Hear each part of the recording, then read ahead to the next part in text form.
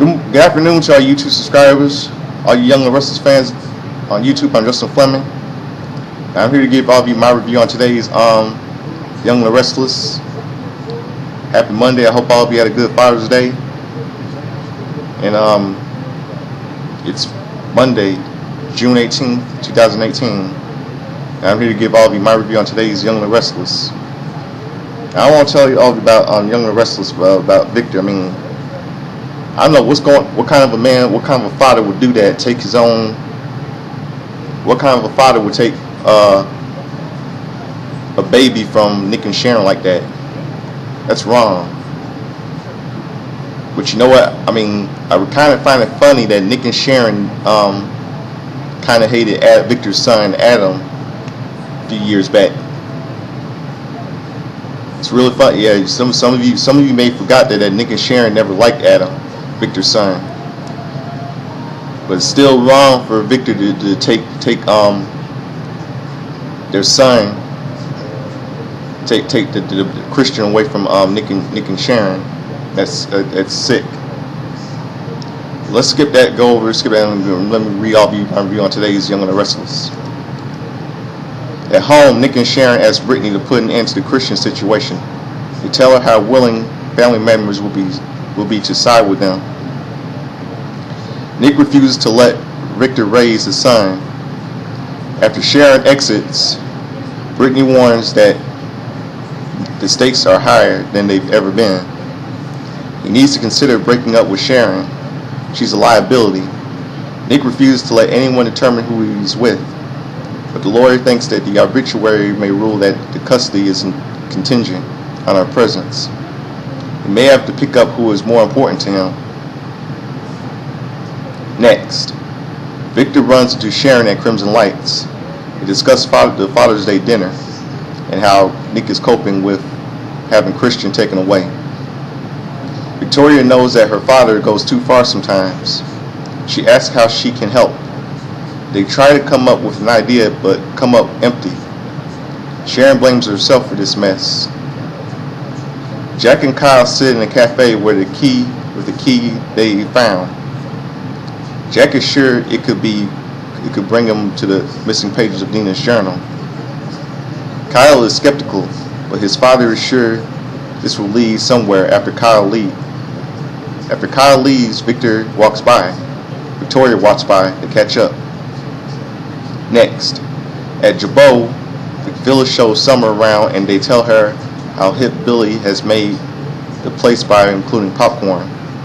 Phyllis assures her that they will have fun working together. They go into Billy's office where he and Summer share some sarcastic banter. She and her mother go back into the hall and Summer tells her mom she would like to work on a crossover project combining Fenimore and Jabot. Phyllis returns to Billy's office to talk to this over with him. She tells Billy that her daughter has energy ideas. He's not excited by the idea of being her mentor. They argue about her daughter's lack of responsibility. Phyllis needs to prove she can trust Summer and promise that if there are any problems. Out in the hall, Kyle finds Summer relaxing at Gloria's desk. They start to bicker and she informs him that she's working there now. He thinks she's spoiled and taking handouts. Billy and Phyllis emerge and she explains that they are going ahead with the crossover idea. Billy decides to get Kyle to work with Summer. He is sure their combustible energy could get explosive results. This doesn't sit well with them. Later, Jax meets with Kyle and tells them that the key is a safe deposit box. Kyle insists on going with him. Next, Summer and Phyllis run into Nick at the GC Athletic Club. He tips Phyllis off about their daughter not showing up for Father's Day. Summer is apologetic. They get a table and Summer apologizes for being a jerk. Nick forgives her. She thinks he's the best dad. When she goes off into the bathroom, Phyllis and Nick discuss the case, and he admits his father used Sharon's history of mental illness. They may have had their differences, but Phyllis is sure that Sharon loves Christian. Summer returns with a cupcake with a candle on it, and asks her dad to make a wish.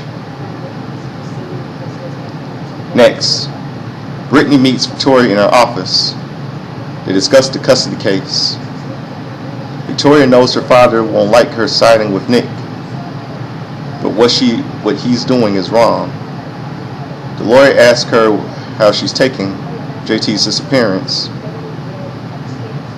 Victoria doesn't want to discuss that, but admits that JT changed a lot, and they'll never know what happened. That sounds strangely certain to Brittany. Victoria claims that JT staying gone is probably best for everyone. Next, Sharon returns home after getting a text from Nick.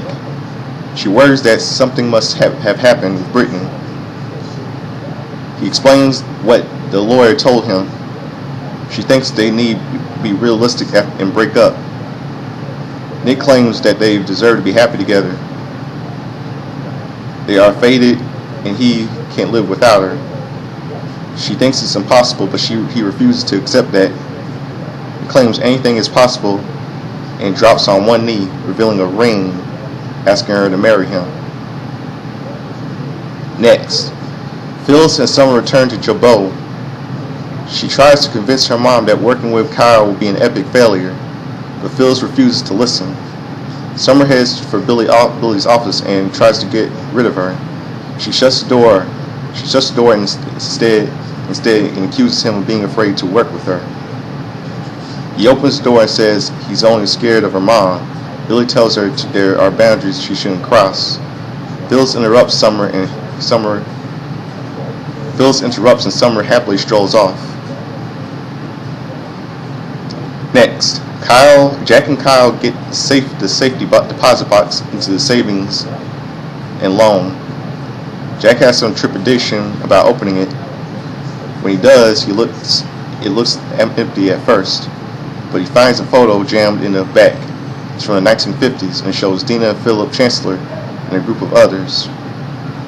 When they check the date, they see it was taken 9 months before Jack was born. He wonders if Philip could be his father. Alright. Let me give all of you my final thoughts on today's Young and the Restless. You know what? It's really stupid how Nick asking Sharon to marry him. It's stupid. I mean, I can't believe. I hate how the writers are bringing them back together. And you know what? It's stupid for him to ask Sharon to marry him. But you know what? This is just It's just like Bold and Beautiful when Liam asked Steffi to marry him. That's nothing compared to this. First we on the Young and Restless, you saw Nick just ask Sharon to marry him, and on Bold and Beautiful, you just saw Liam ask Steffi to marry him. It's dumb. All over. So see, they're starting it all over again, over and over and over and over. And what about Summer? And Summer, I can't believe she's flirting with her own mom's husband or her own mom's boyfriend, Billy. But you know what? It's funny that Summer slept with Luca while her ex-boyfriend Kyle was out of town on a long trip to New York, and now she's trying to sleep with her mom's boyfriend, Billy. Now I was right; she did cheat on Kyle. No wonder why I wasn't a Summer fan. But in my opinion, this is it's kind of have karma for Phyllis for all the men she slept with. But Summer's. See, I told you Summer's is becoming a slut. See, no wonder why I was never a Summer fan at all. She's trying to steal her mother's boyfriend. She's coming bad. She's just like when she bullied that kid, kid a couple of years back. Her and Fam. She's coming trouble, real trouble, Summer. She's always been trouble on the show. And you know, there's a lot of talk about what Jack will be entitled to if he's Philip Chancellor's son. I think he would get nothing at all, being that Chancellor Industries was actually Gary Reynolds' company that Catherine inherited after his passing. So in my opinion, Jack gets nothing else about Chancellor Industries. Catherine left Victor Chancellor with Kane as CEO of the company. But he left not knowing that Victor wasn't going to let it run it his own way. Seeing that Kane and Jill both seemed to miss the corporate world, Colin encouraged them to take over a new step of Newman Chancellor, which have been having some financial problems ever since the Bonaventure scandal. Expecting Victor would just sell Chancellor if the warehouse district wasn't good. The district sale wasn't good. They agreed to partner to get Chancellor back from Victor. Jill challenged Victor to spin it off before you could run it in the ground. Victor surprised her by putting an enormous price on it with a seemingly impossible deadline before he will open it up to the public sale. They managed to come up with the money thanks to Devon, and the contract was signed. Jill became CEO of a company with Kane next in command. Devon's funding stipulated that Colin was not allowed to be any part of the company. See, Colin was always evil. Colin was scum, real scum. I know a lot of you know that he was sick.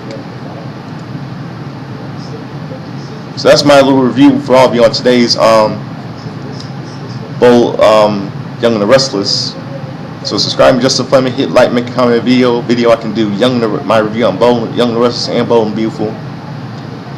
But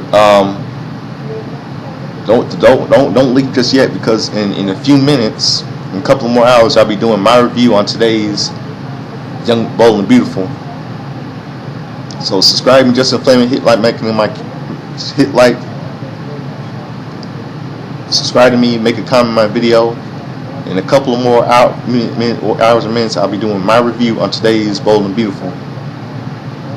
So subscribe to Justin Fleming. I'll see you in a little bit doing my review on today's Bold and Beautiful.